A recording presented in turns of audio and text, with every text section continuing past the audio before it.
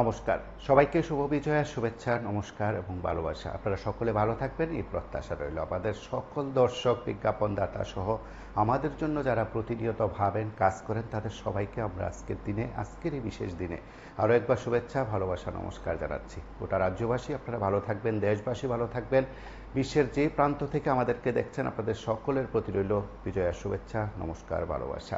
আজ দিনের কিছু মুহূর্তে আমরা কিছু সংবাদ তুলে ধরবো আপনাদের প্রত্যেকের জন্য, এবং প্রত্যেকের কাছে আমরা প্রতিনিয়ত যে সংবাদগুলো তুলে ধরি, মনে রাখি বা বিশ্বাস করি আপনাদের জন্য আমরা সদা নিবেদিত থাকি, এবং অবশ্যই আমরা বিশ্বাস করি আপনাদের জন্য আমাদের কাজ, আপনাদের কল্যাণের জন্য আমাদের কাজ, আমাদের বিপদে, আমাদের ভালোবাসায়, বলতে পারেন আমাদের পথ চলায় আপনারা যারা আমাদের সঙ্গে সবসময় রয়েছেন, অবশ্যই সবসময় থাকবেন।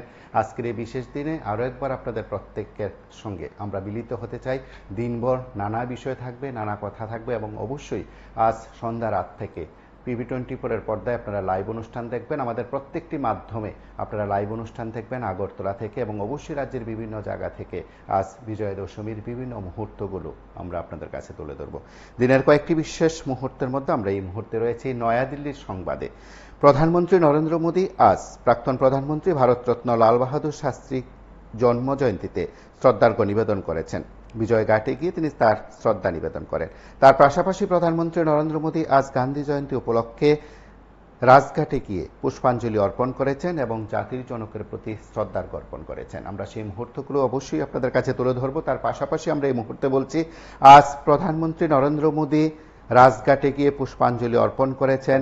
গান্ধী জয়ন্তীতে, জাতির জনকের জন্ম জয়ন্তীতে এই শ্রদ্ধা নিবেদন করেছেন প্রধানমন্ত্রী। তার পাশাপাশি তিনি বিজয় ঘাটে গিয়ে প্রাক্তন প্রধানমন্ত্রী ভারতরত্ন লাল বাহাদুর শাস্ত্রীকে তার জন্মদিনে শ্রদ্ধা নিবেদন করেছেন।